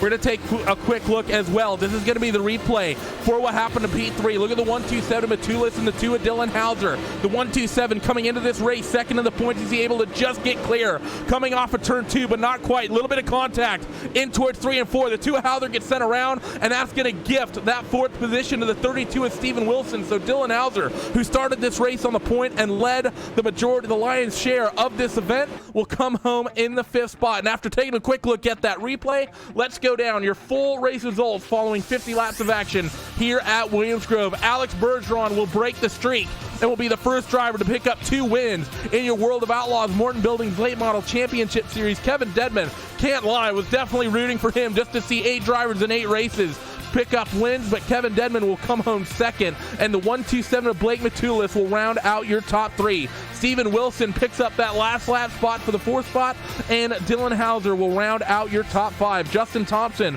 will come home in 6th. I have a feeling he's going to leave here today feeling he left a little bit on the table. Brandon Proudfoot up 4 positions to get into 7th. James Edens, what a run from him. He goes from 19th up to 8th. Matt McKinney in that 9th spot with Shad Prescott rounding out your top 10. What happened to the 00? I remember seeing Kendall Tucker inside of the top 10. Brian Wayne Jr. at 11th. Evan Seed 12th. Kendall Tucker in the 00 ends up in 13th. This is going to shake up the points in an amazing fashion, I think. Tyler Ducharme in 14th. Virgil Graham, Adam Elby, Dylan Fox, Zach Leonardi, Jacob Fields, and Jeremy Caprone will round out this 20-car field. And we talked about it, Chase. We talked about the fact that we needed Kendall Tucker to have a mediocre night, and we needed some other championship contending drivers to have awesome nights, and we got exactly that. Kendall comes home in the 13th spot. He's not going to be a great points haul for him, but having Blake Matulis, Alex Bergeron, and Kevin Dedman, drivers 2nd, 3rd, and 6th in the points, all finishing in the top 3, this championship is about to get close with 2 races left to go. I'm about to break my F5 button off my keyboard there, Randy, waiting for these points to update, because it is going to be unbelievably close here for the final 2 races of the year. I mean, this is getting unbelievable. As we know, we need to get Alex Bergeron in here right now, Randy, and talk to him, because he's got to be so pumped about this. Randy, take it away. We are now stood by with the driver on the number 12, Alex Bergeron, and we have so many questions to ask of what was probably the race of the championship. Absolutely amazing driving regardless. Alex, first thing, how did it feel to be the first person this year to win 2 races in this championship? Absolutely awesome, Randy. Like I said, it feels awesome. Didn't expect to be winning this race tonight, starting 7th, and slowly made our way to the front, and car was very good down low, and I knew I had to, make the best laps I could every single lap, and that's what we done. I talked about it several times throughout the broadcast. It seemed like it was so hard to be consistent down there on the bottom, whether you're driving it in too deep or you're not driving it in deep enough, or you're turning in too early or apexing too early. That inside wall and those tires down there, man, they make it really hard to run consistent laps down there. But, I mean, there's a couple times where you would nail it and yard those guys off the corner, but they would just have a little momentum and track you back down. But just tell these viewers at home how tough it is to run down the bottom here at Williams Grove. Absolutely tough. You really got to be patient down there, just like in real life race. You really got to be patient, be willing to be smooth in the throttle and everything. And that inside fence and the Uke tires there, that's very impressive. You don't want to hit those. And I was close to them every single lap. And but that's what made us win the race tonight. We don't have the fully updated and finalized and official points coming out of the main event, but I can tell you right now, we're likely to see you, Kendall Tucker, and Blake Matulis in some combination in the top 3. I think separated by about 15 to 20 points when we get the final tally, mostly because you and Blake had great runs, or at least good runs through the heats and in the qualifying as well. What's your mindset going into these last 2 races? In the sprint cars, you nearly had that championship sorted out by this time. Now this time you're going into these final 2 races, and you're going to have 2 drivers that you're more or less even with in terms of points, maybe a handful of points back, but not a major amount. What's the sort of mindset going into these next string of races, trying to maybe bring home a 2nd championship this year? Well, it's definitely to be consistent in the last 2 races. Take the spots that we need, and have a good qualifying laps. And like tonight, we qualified 7th. That was not my best qualifying effort, but you don't want to hit these walls, so that's we keep it safe. But it's be at the same aggressive, but you want to be clean as well, and grab top 5s. That's the main goal.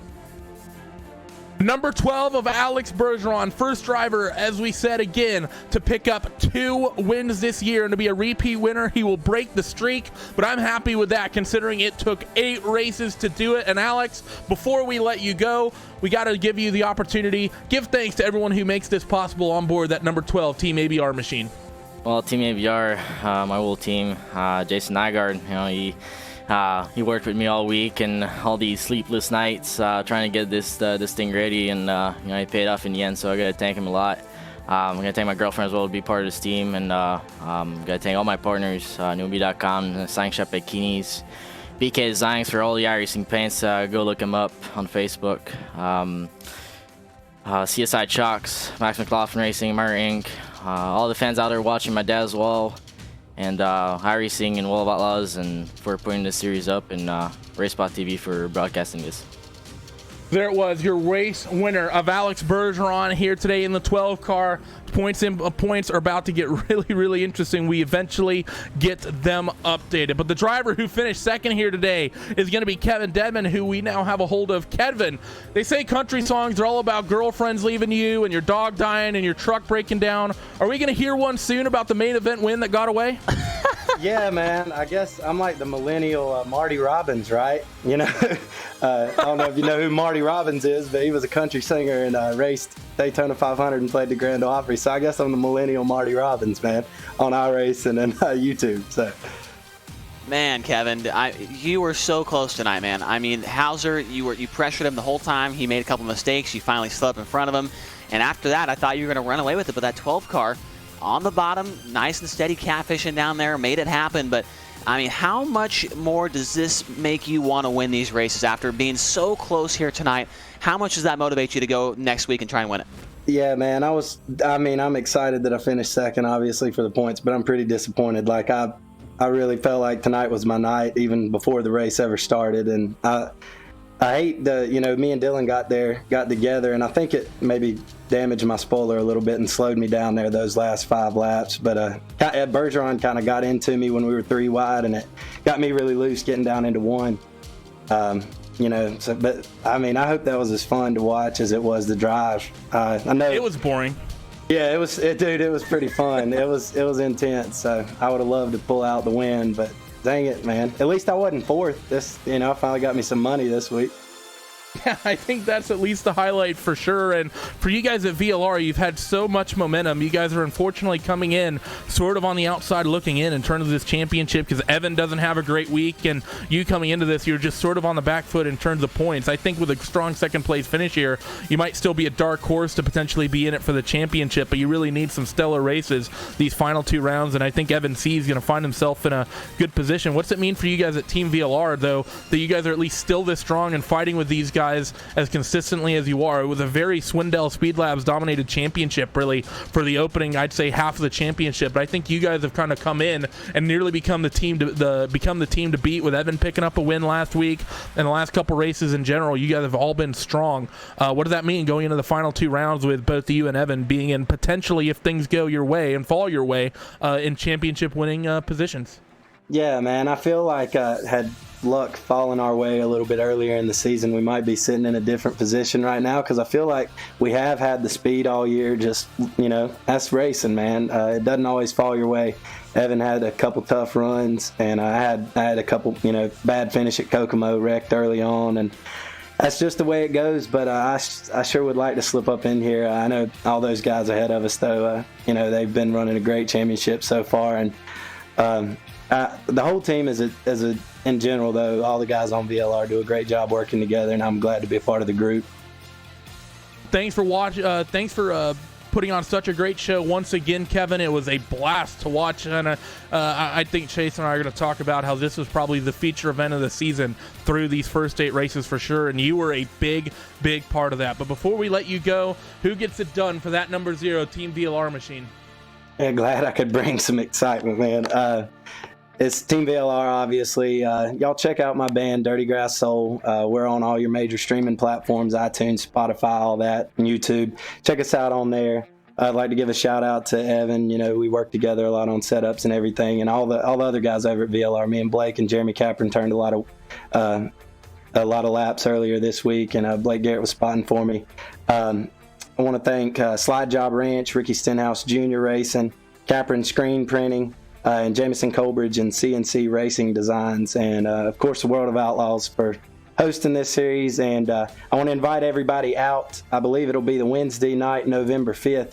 I had mentioned this a couple weeks ago, but we'll be performing a a concert on the opening night of the World Finals. My band Dirty Grass Soul will be there at the NHRA pavilion there at the ZMAX Dragway, and a lot of the World of Outlaws drivers will be there. So I want to invite everybody out to that. And man, appreciate y'all guys doing a great job on the broadcast. Hopefully I can pick up a win one of these next 2 weeks.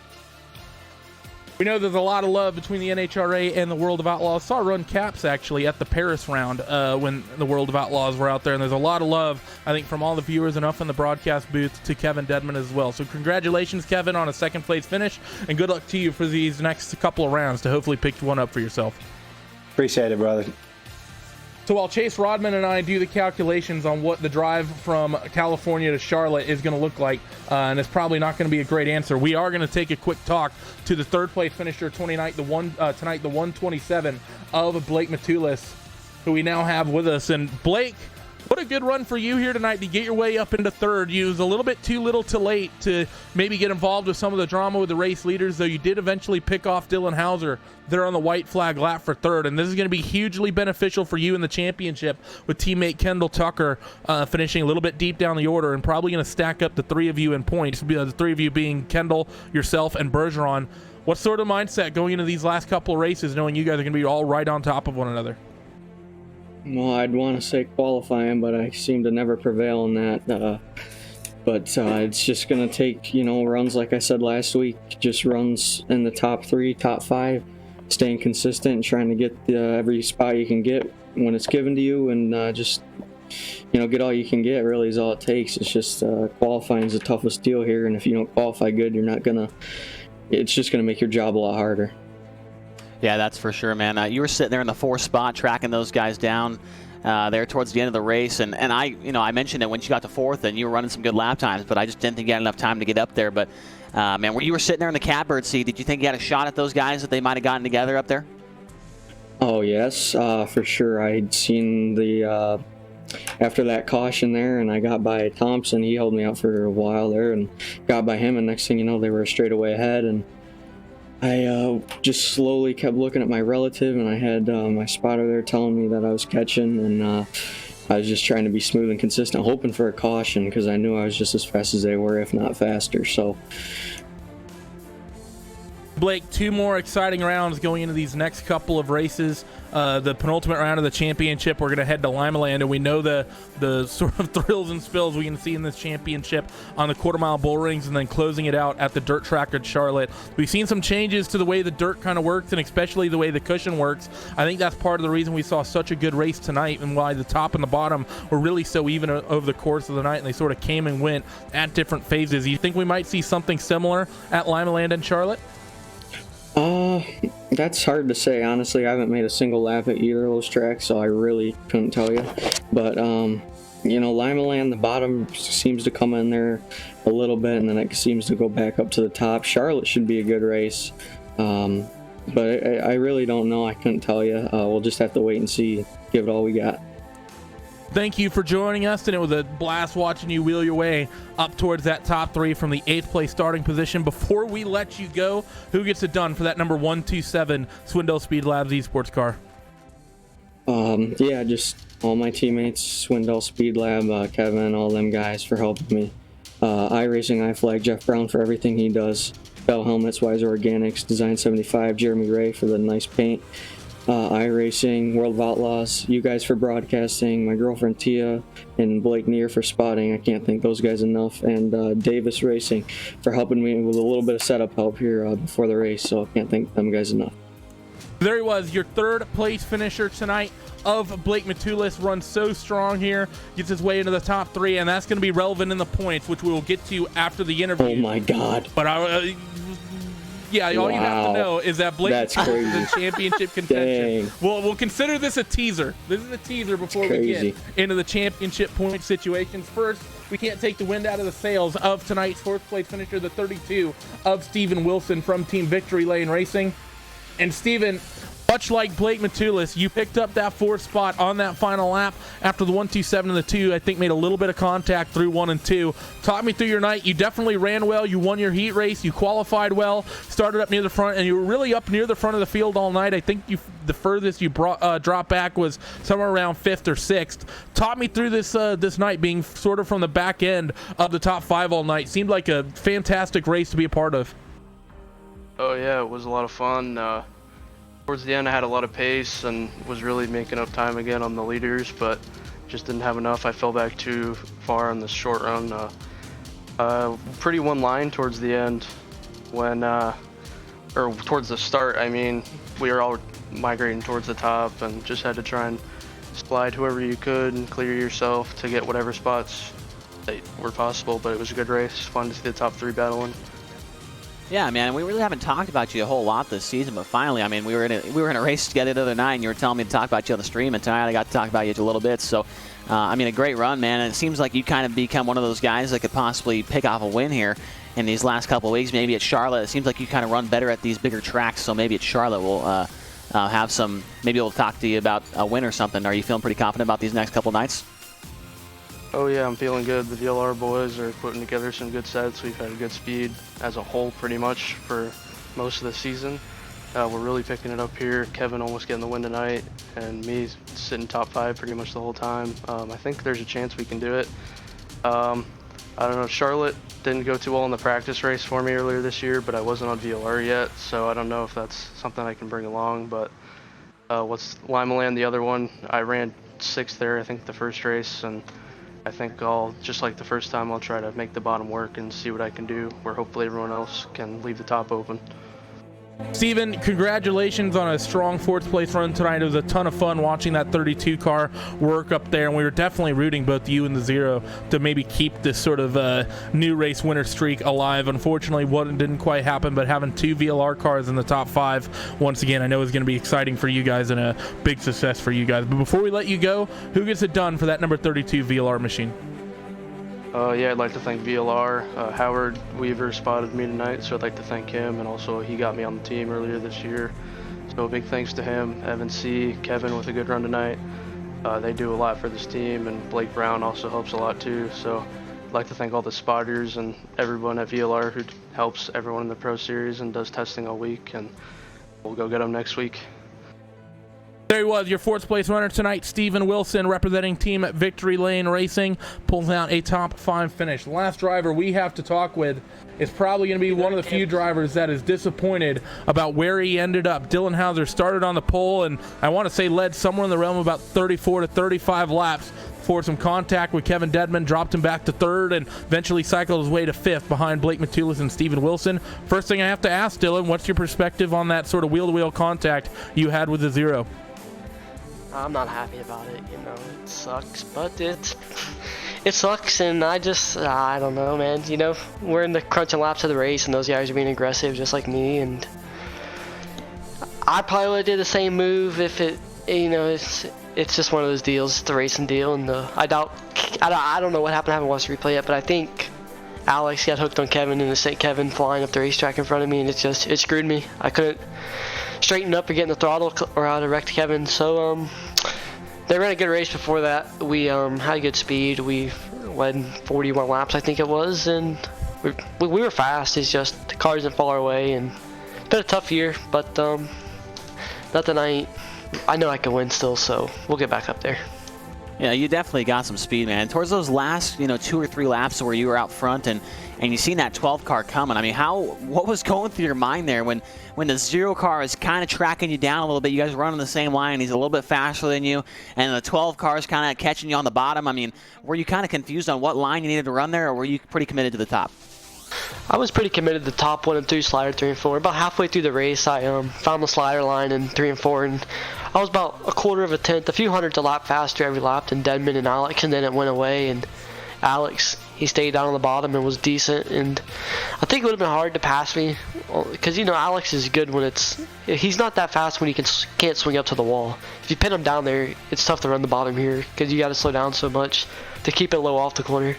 So I don't know what would have happened if that didn't happen. I don't know. It was pretty wide open around the fence, and it was very single groove, and I don't know what would have happened. It was a good race. I just wish we would have ended different, but it's happened to me. I've done the same situation before, and just gotta thank all my sponsors, Slick Sim Sport, Down Under Graphics, all my teammates, THY Designs, Hangover Record Service. We got some new sponsors here. Two Brothers Stream Team, Ryan Martin. We got a bunch of great people on our team right now. All my teammates, Zach, Tyler, David, Lewis, Joel, all of my teammates that helped. Josh Harm, that dude doesn't get no credit for this. He puts in a lot of laps. Most people don't even know who he is, and he puts in a lot of laps. I got to thank him mostly because he's pretty much my main guy that helps me with sets. And thank iRacing and the World of Outlaws for putting the series on and broadcasting it week in and week out. And I enjoy racing with the best competition out there, and look forward to next week.